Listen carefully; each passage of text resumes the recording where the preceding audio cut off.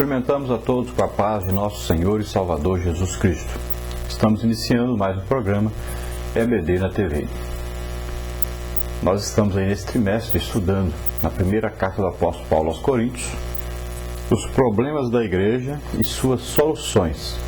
Temos estudado a revista da CPAD com o pastor Antônio Gilberto. Fazemos uns comentários complementares. Nós estamos então hoje estudando a lição de número 11, que traz para nós como título a ressurreição de Cristo. Então nós vamos falar hoje sobre um fato de maior importância, uma doutrina básica para a nossa fé. E é tão básica que o apóstolo Paulo chega a dizer que aquele que não crê na ressurreição de Cristo, a fé dessa pessoa é vã, ou seja, é uma fé que não leva à salvação. É uma fé que descrê da principal doutrina depois da morte de Jesus Cristo, da redenção que Ele conquistou para nós na cruz. Então a segunda coisa a crer, depois de crer realmente na morte de Jesus Cristo em nosso lugar, é crer na ressurreição de Jesus. E nós podemos ver que o apóstolo Paulo, escrevendo aos Romanos, no capítulo 10, ele diz: se com a tua boca confessares ao Senhor Jesus e em teu coração creres que Deus o ressuscitou dos mortos, serás salvo. Então veja bem que o apóstolo Paulo, ele coloca aí condição para a salvação do homem. Ele coloca condição primeira: se com a tua boca confessares. Então a pessoa é convencida pelo Espírito Santo do pecado, da justiça e do juízo, mas ela precisa tomar uma atitude de confessar ao Senhor Jesus, de reconhecer-se pecador, para que possa então precisar de um Salvador. E em segundo lugar, o apóstolo Paulo diz: e com o teu coração creres que Deus o ressuscitou dos mortos. Então é preciso crer que Jesus morreu por nós, mas também é preciso crer que Ele ressuscitou. Ele está vivo. Nós não servimos a um Deus morto, mas a um Deus vivo. Quando Deus se apresenta, Ele se apresenta como Deus vivo e Deus dos vivos. Deus daqueles que ressuscitam, assim como Cristo ressuscitou. Cristo, as primícias, ou seja, o primeiro, e depois aqueles que são dele, ou seja, a igreja. Então é preciso crer nessa doutrina, que é a doutrina básica do cristianismo. Muita gente acredita que Jesus morreu na cruz, mas não acredita que Ele ressuscitou. E tem muita gente que não acredita nem que Jesus morreu na cruz. Que o apóstolo João declara que isso é o espírito do anticristo que opera nessas pessoas que não acreditam que Jesus morreu e muito menos que Ele ressuscitou. Vamos ver então o nosso texto áudio. Mas agora, Cristo ressuscitou dos mortos e foi feito as primícias dos que dormem. 1 aos Coríntios, capítulo 15, versículo 20. E a nossa verdade prática diz: sem a ressurreição de Cristo, o cristianismo não existiria. Nós podemos ver várias religiões que existem, mas religiões que confessam apenas a morte de seus líderes, não confessam a ressurreição de seus líderes.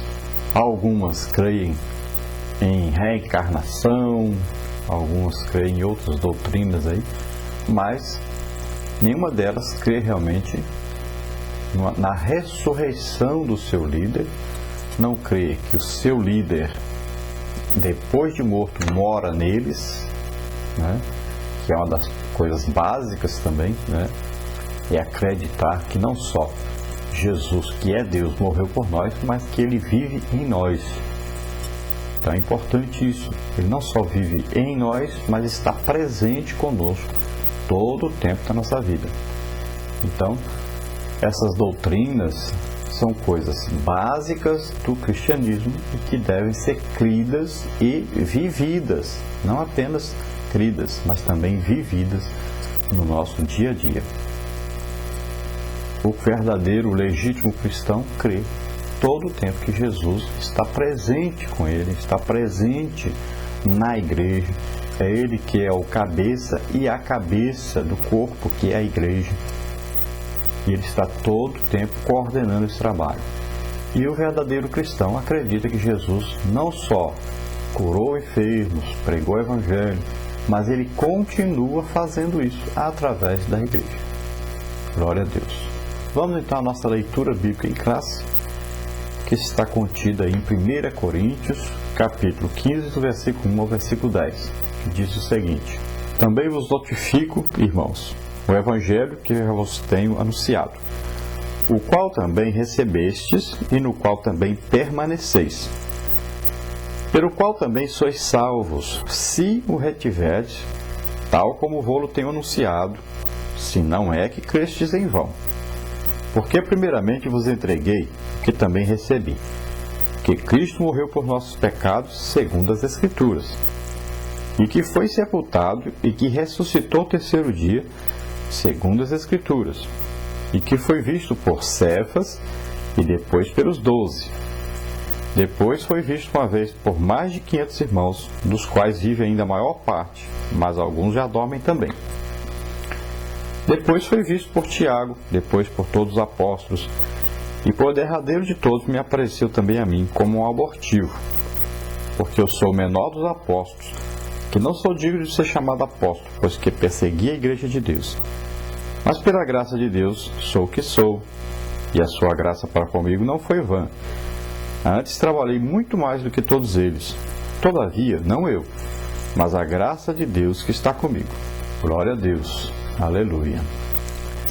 Então, o apóstolo Paulo escrevendo aos Coríntios, preocupado, porque além de tantos problemas que os coríntios tinham, ainda tinha mais esse.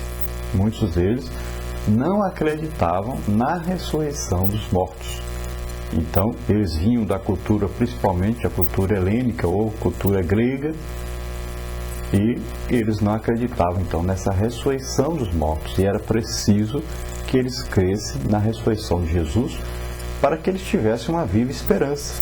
O apóstolo Paulo chega a dizer para eles: se a pessoa acredita apenas nessa vida, não acredita na ressurreição, é um cristianismo muito sem graça, né? É uma vida muito sem graça. Não tem por que a pessoa deixar aí tudo por amor a Deus. Naquela época a pessoa, quando aceitava Jesus, e era preso, açoitado, muitas vezes ficava pobre, muitas vezes era perseguido. O apóstolo Paulo: se vocês acreditam só nessa vida aqui na terra, se o cristianismo de vocês permite só essa vida aqui, é muito triste. Vocês passam tanta coisa para apenas ter uma vida aqui na terra. Mas ele diz: não, Cristo ressuscitou e vocês vão ressuscitar. Está esperando por vocês uma vida eterna, lá no lugar de gozo, de alegria, no céu, com Deus. Tudo isso vai passar, esse sofrimento vai se acabar, essa angústia vai se acabar, vocês vão viver eternamente em pleno gozo ao lado do Senhor. Então, a promessa de Deus para o cristão é essa. Então Paulo está escrevendo, renovando com os coríntios a palavra de Deus, e ele então procura provar, mostrar que realmente Jesus ressuscitou. E ele não só quer provar pelas Escrituras, mas também pelos testemunhos de muitos que viram o próprio Jesus e estavam vivos ainda, que poderiam testificar, e eram pessoas sinceras, eram legítimos cristãos, não era qualquer pessoa. Então essas pessoas poderiam testificar, além dos apóstolos que o viram morrendo e ressuscitou. Por exemplo, João já tinha visto Jesus, andado com Jesus, viu Jesus morrer na cruz, estava ao lado com Maria e depois viu Jesus ressuscitado. Era uma testemunha realmente muito importante e tinha um testemunho de vida, de fé. Podia provar que Jesus estava realmente vivo. além desses, haviam outros irmãos que estiveram com Jesus, quase 500 irmãos aí, né? Cerca de 500 irmãos, então, estiveram com Jesus, viram Jesus ressuscitado. E Paulo ainda diz que ele apareceu a ele. Quando ele estava indo para Damasco, nós sabemos, uma forte luz brilhou, e ele então conversou com Jesus. E outras vezes nós vamos ver que Jesus apareceu a Paulo. E ele diz como um abortivo, ou seja,